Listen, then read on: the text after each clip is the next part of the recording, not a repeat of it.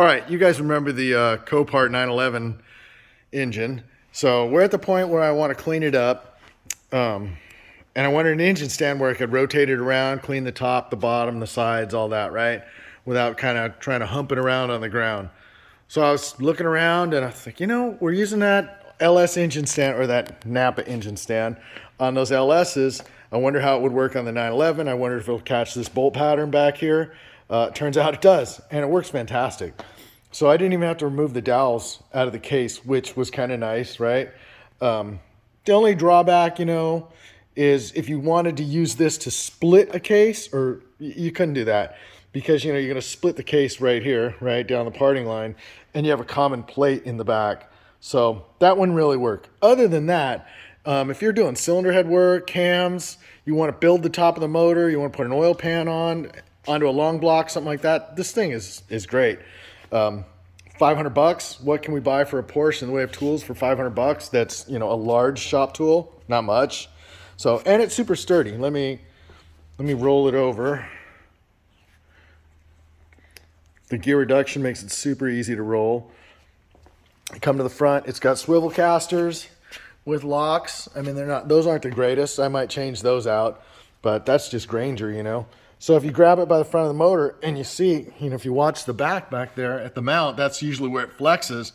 It doesn't flex at all, that's a good engine stand, right? I will put in the description the size of the 18 millimeter bolts that I used, the pitch and the length. I got them long because you were going to kind of need 2 depths. So in this blind hole right here, you can see I only use 2 washers. And then in these are actually open in the back. This one's open. This one's open. But the threads don't go all the way through. So you want to, use the right fastener.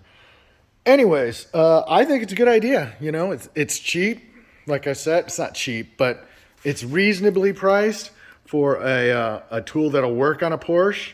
And I guess this is about my 100th video. So stay tuned. Be doing some other stuff next. The next thing I'll be doing with this is cleaning it. I'm going to try using this stuff, Original Crud Cutter. It's earth friendly. I'm kind of getting tired of breathing, toxic fumes when I'm working on stuff after all these years. But I don't know how it's going to work. So I'll do a review on that. And then this thing's getting pretty much ready to put in. We're going to clean it up and we're going to put it in.